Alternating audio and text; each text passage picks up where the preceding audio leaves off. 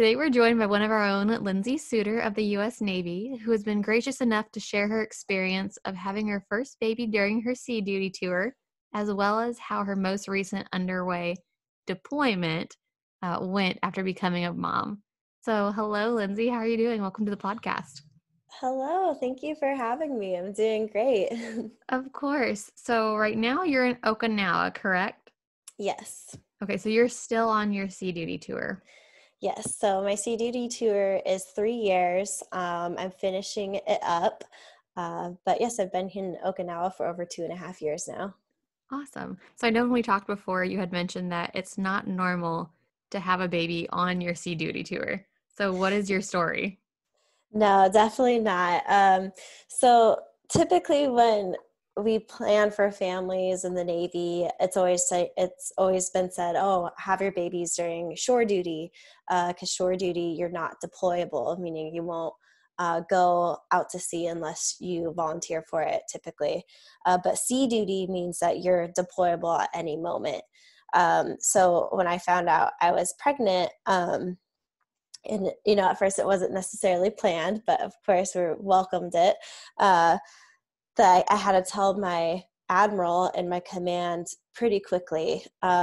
So within basically a day after I got the results from the doctor confirming it, I had to tell my command, and I was expecting them to not keep me at the command, because that's something we can do in the Navy. If you're on sea duty, you can get transferred to a shore duty or a different command if you are pregnant. But my command was very gracious and let me stay at the command. They definitely didn't want me going anywhere, so I was able to stay with my command during sea duty.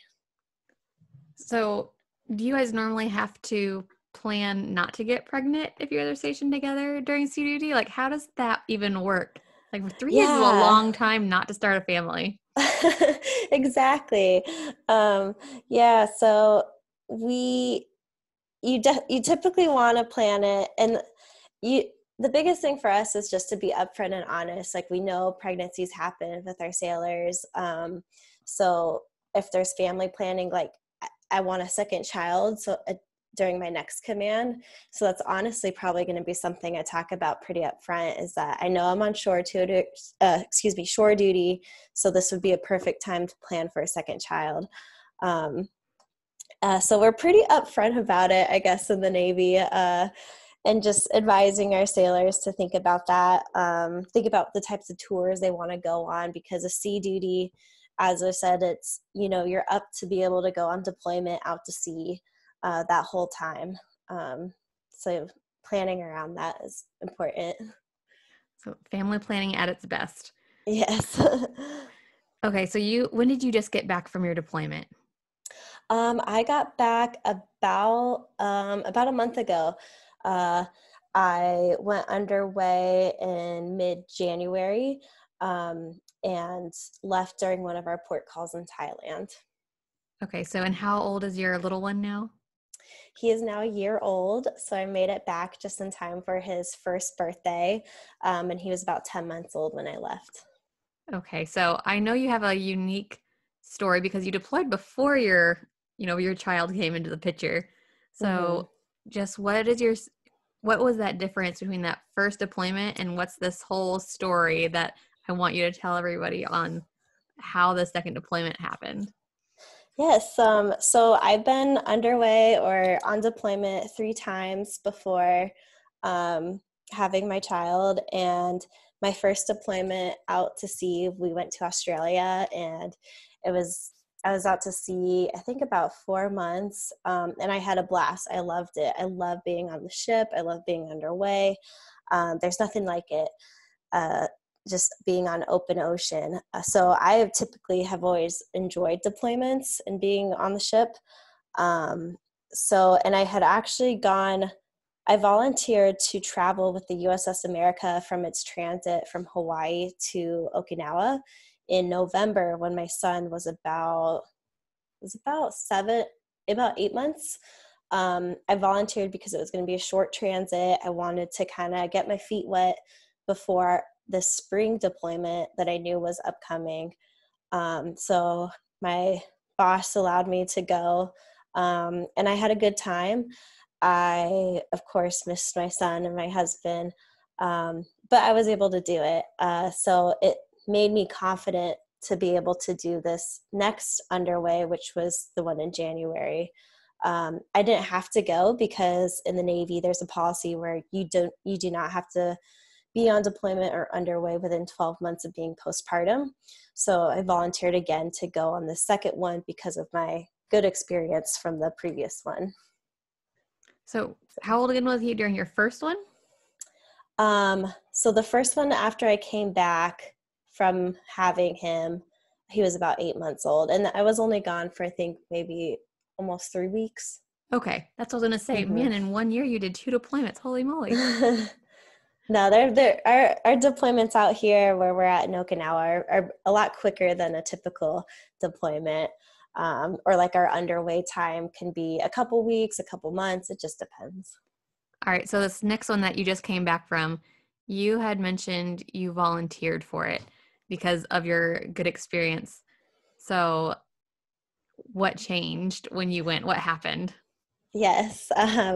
So I was excited to go again. When my boss was making the roster of who was going to go, I was like, definitely sign me up. I'll be going with my crew, with my sailors. And I got on the ship, and I was underway for about less than a week. And it just really hit me differently than it did the first time. And I'm not sure if that was because I knew I was going to be out a lot longer.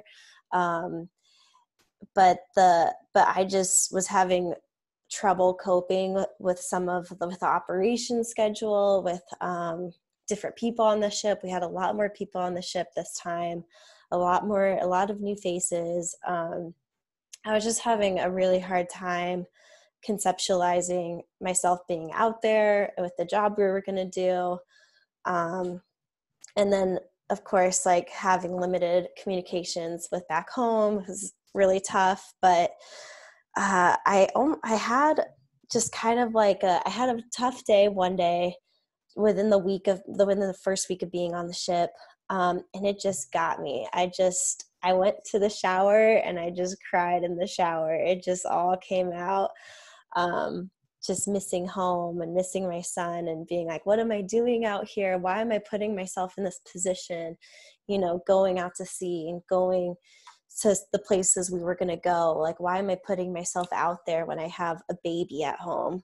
I just felt like a wave of guilt, anxiousness, just a lot of emotions come up just very quickly. And I was thinking, okay, I'm just a little shocked. I'll get over it. I'll get over it. But as the weeks went on, it just didn't get any better. I was struggling at my job. My boss was he was saying, you aren't your usual chipper self that you typically are. And so people were noticing it, that, I didn't really have a lot of people to talk to. There's one other mom, in my command, but there wasn't very many on the ship at all. And then, so it was hard to connect with people, which made it a little more difficult. So it completely shocked me that, some of the stuff I love about being on the ship, I love being underway. It had no impact on me this time around. Absolutely. It is a big difference, especially when it's for 4 weeks versus 3 months. Mm-hmm. So it's Yes. a huge difference.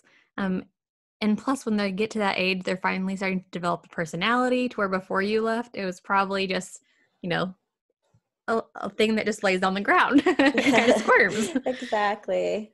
So I do want to ask that I didn't think before, were you still pumping this whole time when you're on the ship?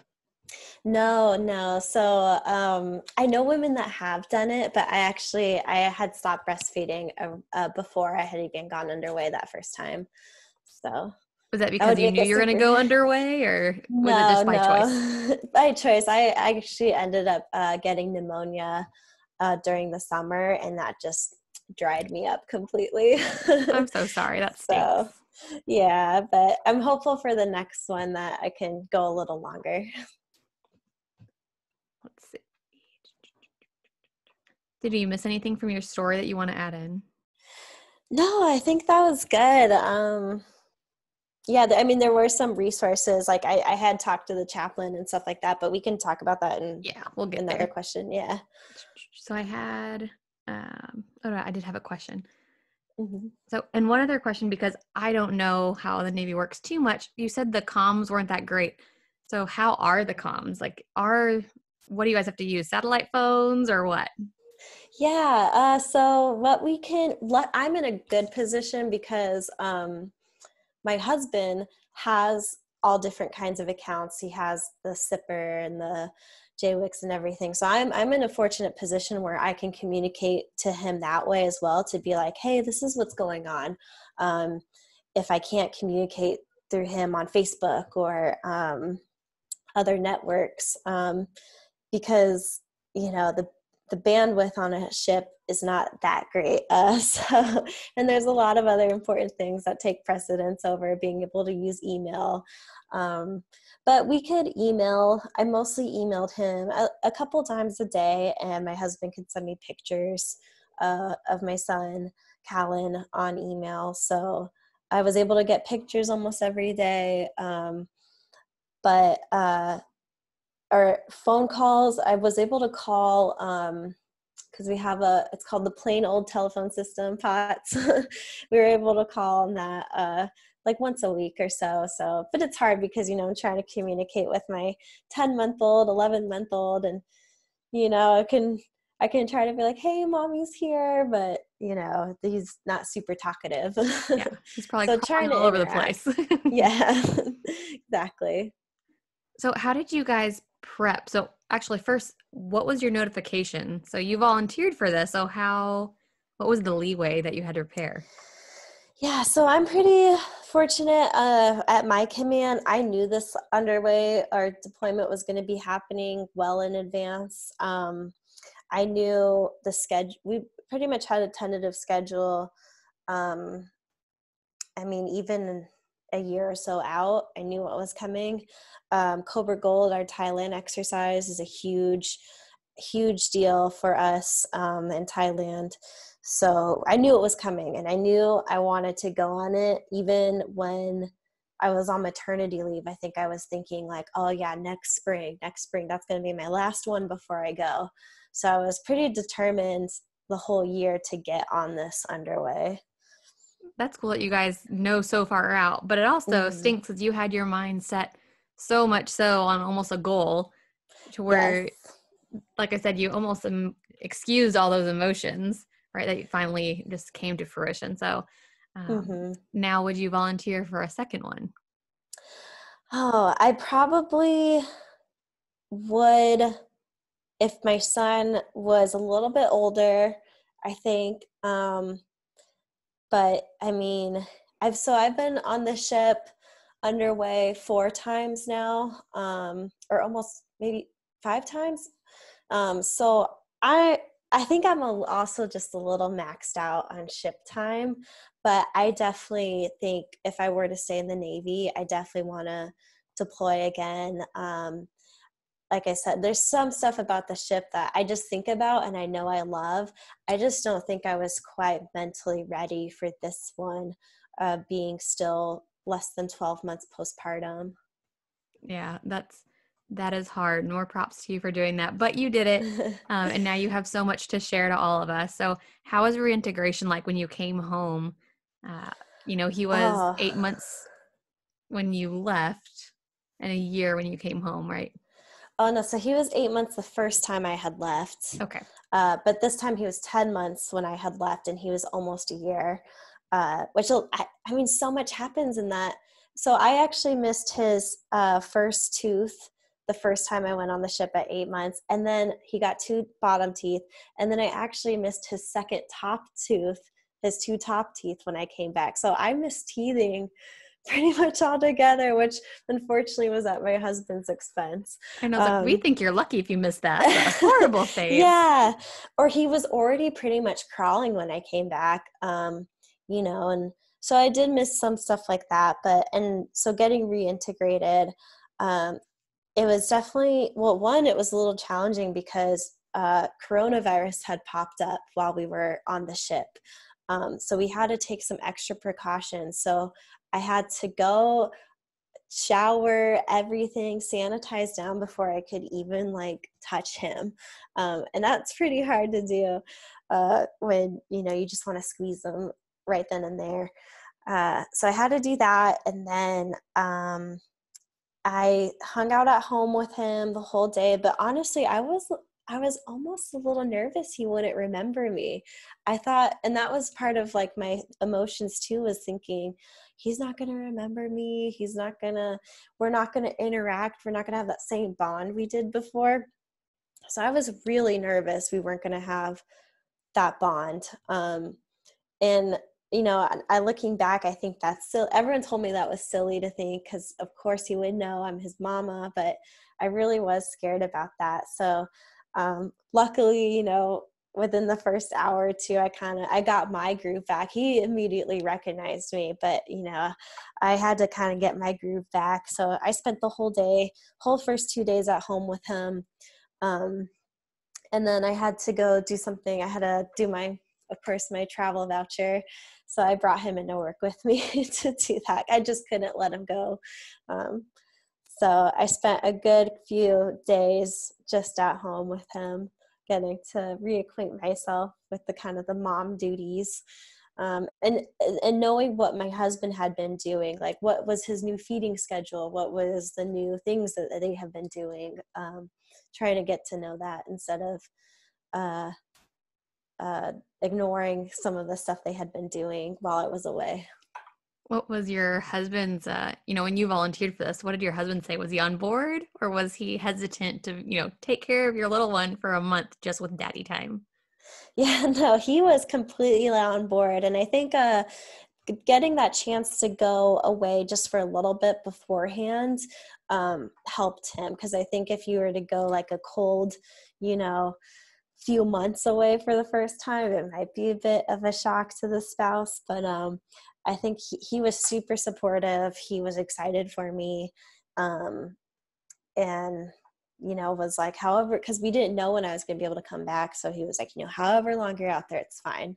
But I know it was tough some nights when he's like, well, he hasn't been sleeping like the whole week when he was getting his top teeth in.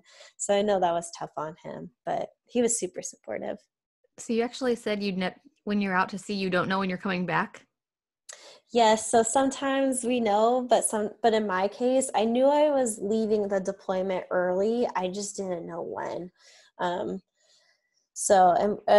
sometimes it's like we know, but there's always the you never know, like on deployment. You never know if you're going to get extended. You never know if you're going to miss that port call or if you're going to pull in a port somewhere else.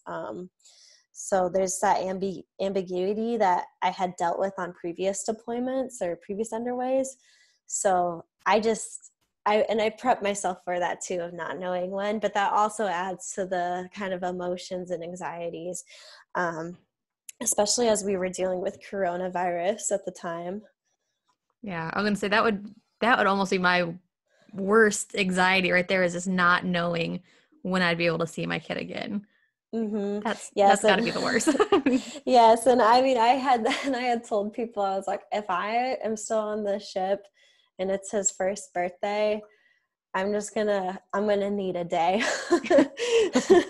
So, but luckily I was like, as long as I'm home for his first birthday, I'll be happy. So luckily I was. Yeah, that's awesome that they made that happen. If they did or not on Mm-hmm. purpose, it still happened. So it's okay. Yes.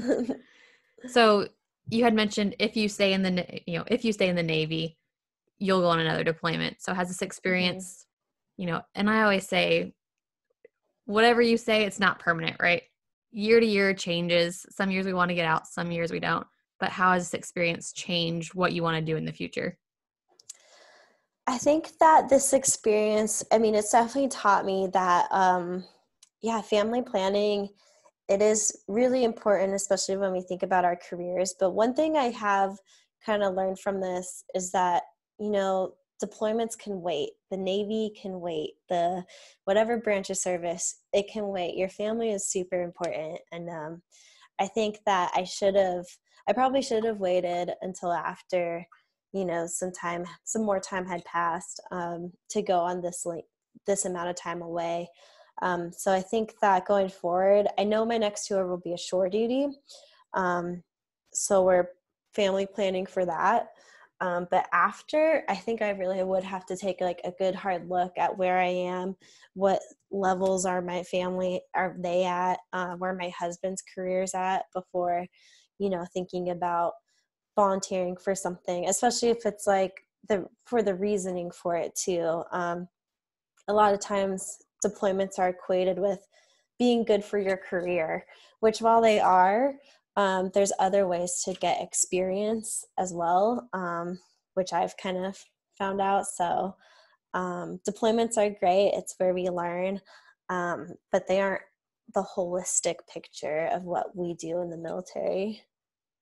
Absolutely. Especially, I think a long time ago before, we were now 20 years in the war. But Mm-hmm. before that, when you had a deployment, it was, it stood out, where now it is normal and it's not something highlighted. Yes. But okay, so you had mentioned there was only a few women on there. So what resources did you use? What tips can you give to women that are in this same situation, whether it's for a couple months, just on a, TDY for a couple of weeks, or for a long deployment, the Army goes up to 18 months. What resources did you use that we can, learn from? Well, one resource that I use that, is pretty military wide is I talked to the chaplain. I had a couple meetings, just to and he was super understanding, and he was like, if you just need to vent, go ahead. And that's what I did, which is super important because we can bottle it inside, or we can, you know, project it onto our sailors or whoever in a negative way, if you're holding it inside. So I think being able to find that person, whether it be someone professional, luckily we did have a deployment counselor also on board our ship, which is amazing. I haven't seen that before in my previous experiences. So finding those people, whether they're professional or personal relationships, and then, that I would try to time my meals and sit with my friends, or sit with, someone in my command that I knew would be sympathetic or empathetic of what I was going through. 'Cause it's hard if for us, we all eat at the same time in what we call the wardroom, which is almost like a kind of like a cafeteria. It's in a galley. And if you're kind of stuck doing meal times, like with people that you don't know, or if you're having a bad day and you're stuck at a table with someone that you don't really want to be with, it's only going to make your day worse. So it's okay to be like, you know what, I'm going to, what time are you eating? Let's make it a date. Finding those times to carve out some vent time or talking time with people that you're comfortable with. I think that's super important. So how many women were on the ship with you? Oh man. In my command, if there's about 40 of us on the ship. And there's more people. There's I think 2,500 people on the ship, but in my own command, we only had, I think, maybe 7 or 8 female officers. So, and then on the ship, not a lot of moms, but there's probably maybe 20 other female officers. Not very many. It's not many at all. So do the men, do they act weird around you, or, you know what I mean? You are definitely in a service that you are a tiny, tiny population compared to all of us. So especially when you're going through that and they saw the change, were you looked upon differently, or were they all willing just to help? No. I definitely kept it between just a select few people of how, I was really feeling. So I don't think I was looked at differently at all, or when I had left the ship, because that's always a thing. If you're getting out of deployment early, or you don't get to go on deployment, we know how that kind of feels like. But I don't think anyone was faulting me for wanting to leave early, for being able to leave early, especially with the circumstances at the time with coronavirus. We just, didn't know when people could leave if they didn't leave then. So no, I was worried that people were going to, or if someone saw me in a meeting with a chaplain, you want to tell people like, hey, I'm okay. I can do the job. I'm just not really happy right now.